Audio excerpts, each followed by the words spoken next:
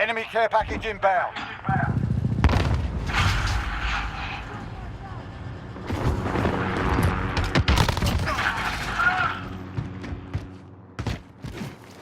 Come on. Enemy UAV on Enemy at the Starfight, stay focused. We've got a UAV on station, ready for flyover.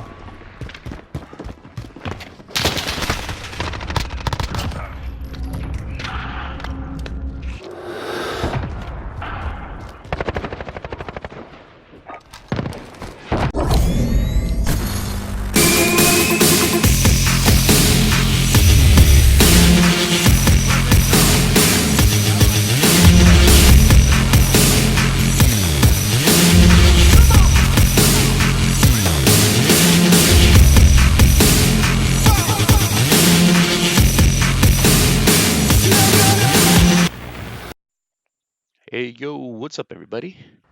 Here we are on Piccadilly, playing some TDM. This should be a camp fest, right? Yeah, so it's been a while since I've done a commentary, so I figured it'd be a good time.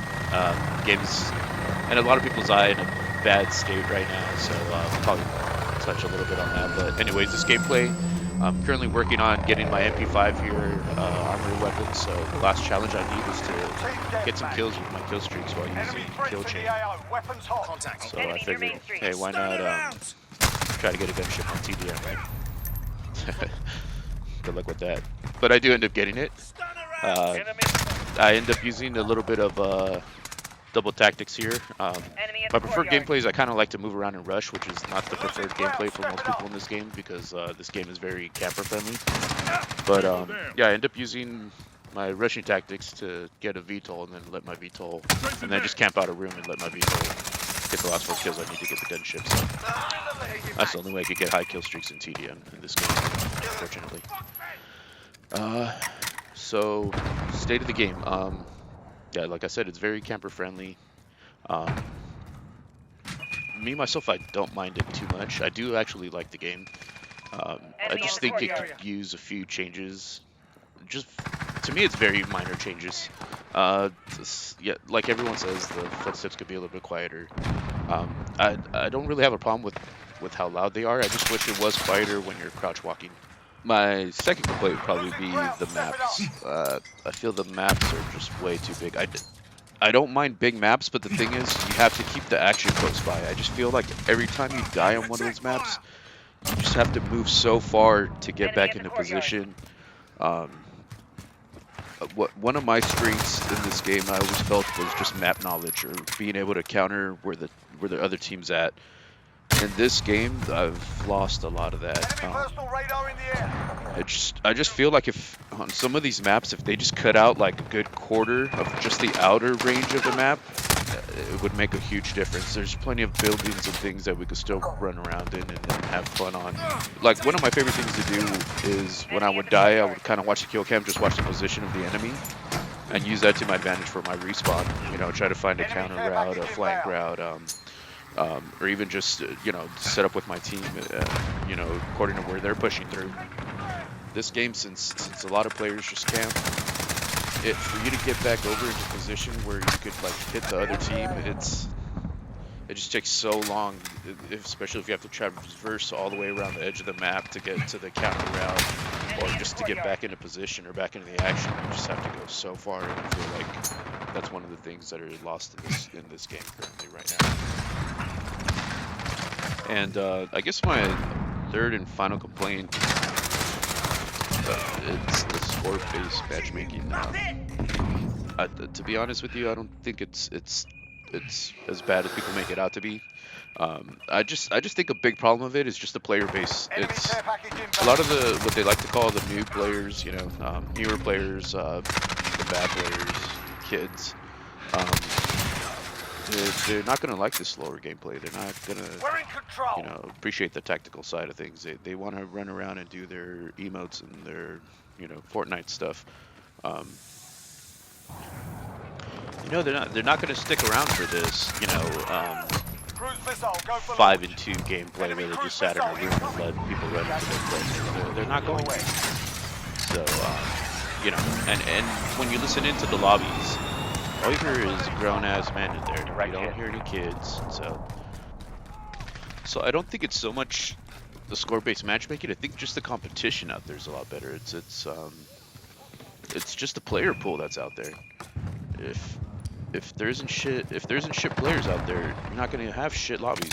It's gonna be lobbies filled with players of people that may even just be coming back to Call of Duty. Maybe they haven't played a few of them, so you know they're going back to their old tactics and just camping and getting back used to the game.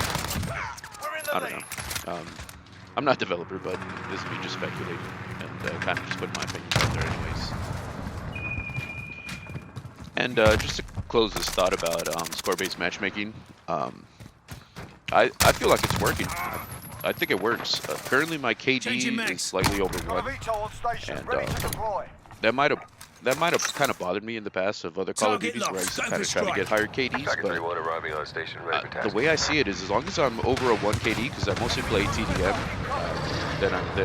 then I'm okay. Just I don't really care about my KD. I just care more about having fun when I'm playing. But the 1 KD is important to me because if I'm playing a lot of TDM, if I'm under a 1, then I'm affecting my team. I'm not helping them win. I'm losing. And the whole point of this game is to try to win.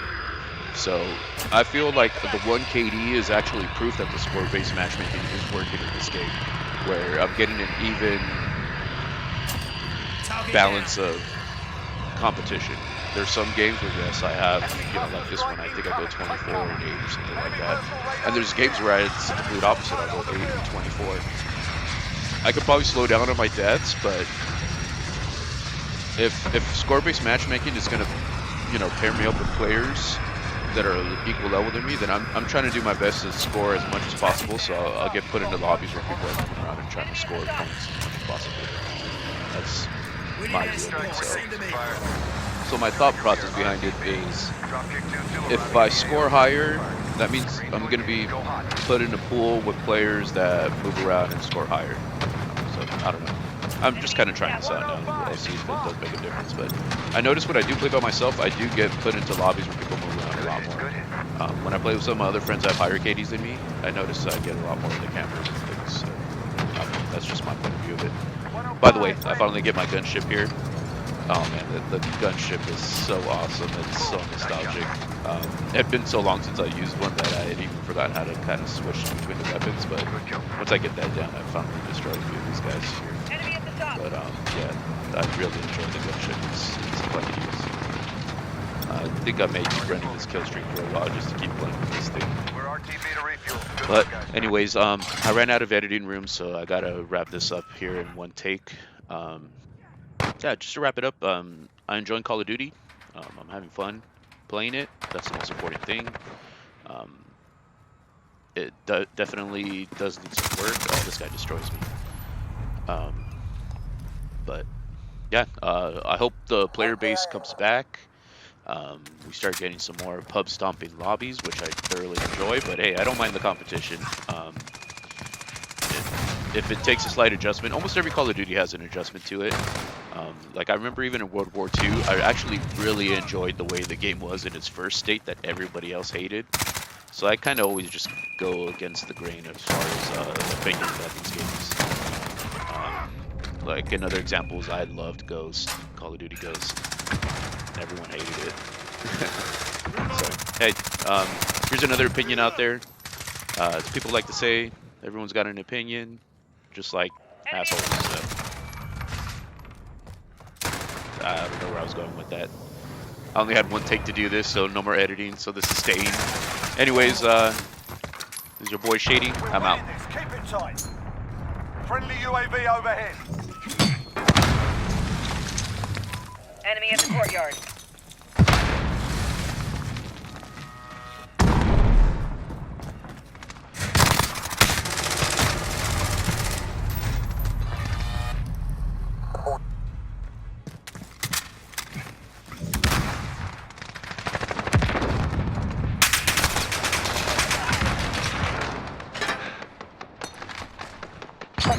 Well done.